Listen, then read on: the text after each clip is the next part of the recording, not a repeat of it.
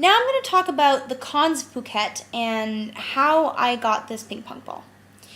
Phuket is famous for its seedy underbelly, a mini Las Vegas in a tropical paradise. And that exists. Patong absolutely is that.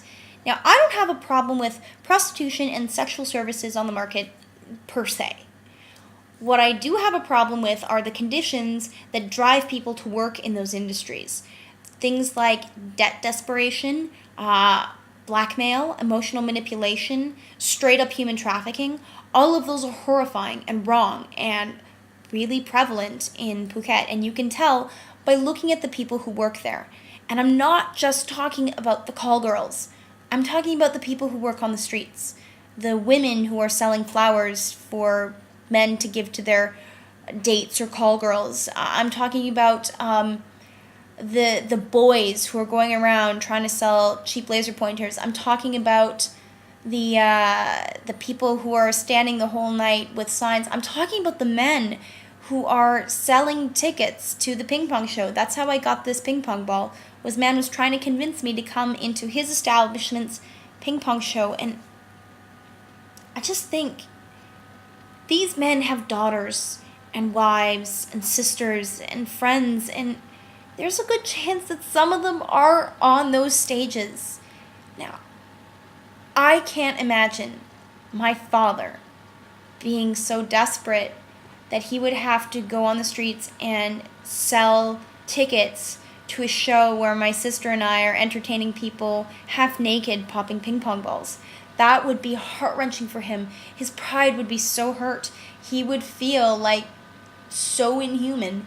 And I can't imagine it's any easier for these men who are selling what they view as, the beauty of their culture. I'm sure it can't be easy. Now, that's not to say that I think the men who are doing this are shining examples of chivalry. Absolutely not. But I can imagine that it's hard and that they don't have many more options than the call girls and the beggars on the street. I don't think that if they had, more gentrified options, that they would ignore them. Phuket is a hollow place. It's shiny and alluring on the outside, but it's cheap and artificial, like bad perfume or neon lights flashing on a church. It's advertising, but it looks utterly and completely unfulfilling. And I look at the tourists who are partaking in some of these particular services, and it makes me both sad and repulsed. Now, that's not all the tourists. I mean, a lot of them are just there drinking and dancing and having a good time, and that's fine. But I see, 50-year-old men flirting with 16-year-old Thai girls, and I just think, what sort of state are you in that you find that desirable? I get the animal instinct to be attractive, but at the same time, animal instincts are things that we work beyond every day. So giving into them is still kind of sad. And I just think at 50, looking at a 16-year-old girl, she's still a girl. And at 50, you should understand that.